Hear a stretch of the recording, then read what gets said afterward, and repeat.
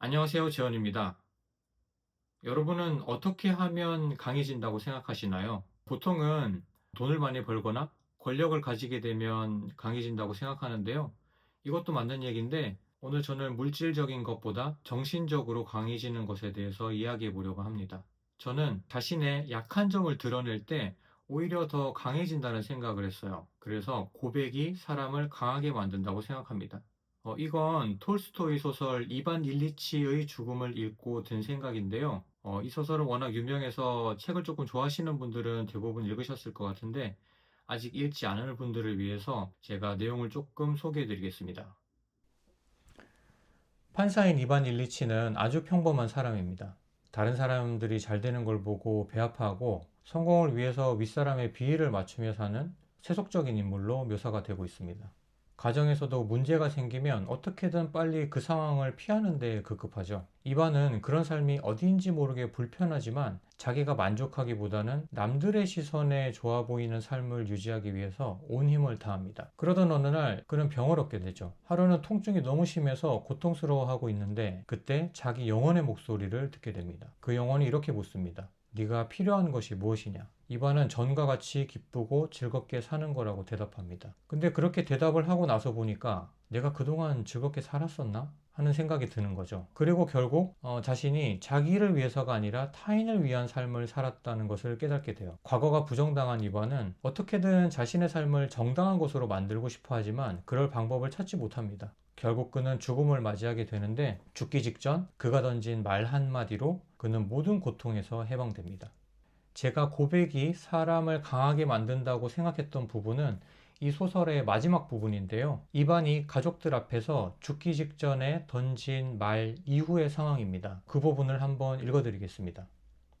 데리고 나가, 불쌍해, 당신도. 그는 뿌로스지, 용서해줘 라고 한마디 더 덧붙이고 싶었지만 뿌로포스지, 보내줘 라고 말하고 말았다. 하지만 그 말을 바꿀 힘도 없어서 손을 내저었다. 알아들을 사람들은 알아들을 것이었다. 그러나 돌연 모든 것이 환해지며 지금까지 그를 괴롭히며 마음속에 갇혀있던 것들이 일순간 밖으로, 두 방향으로, 열 방향으로, 온갖 방향으로 한꺼번에 쏟아져 나왔다.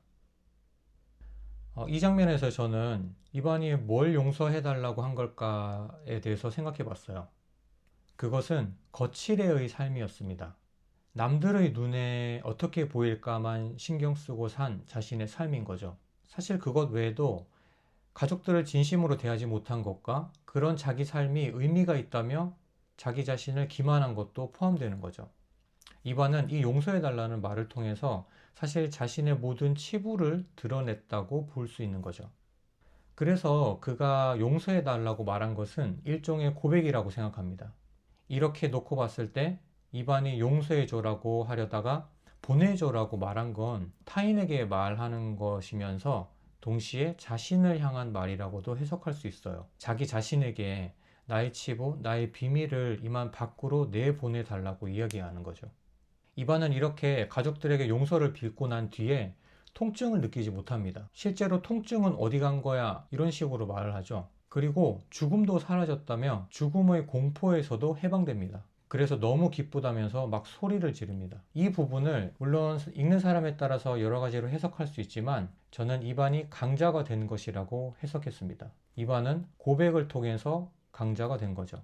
고백은 외적으로 보이는 것과 내면을 일치시키는 것 같아요. 그래서 소설의 마지막 부분에 나오는 돌연 모든 것이 환해지며 지금까지 그를 괴롭히고 있던 마음속에 갇혀있던 것들이 쏟아져 나왔다고 묘사한 부분은 마치 수문이 열려 외부와 내부의 균형이 맞아가는 것을 은유한다고도 볼 수 있을 것 같아요.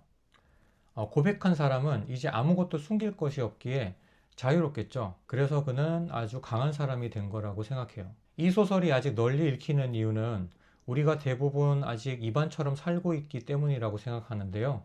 혹시 내가 내 삶을 살고 있지 않다는 생각이 드신다면 한번 누군가에게 고백해 보시기 바랍니다. 이반처럼 너무 늦지 않게 말이죠. 그리고 말했다였습니다. 감사합니다.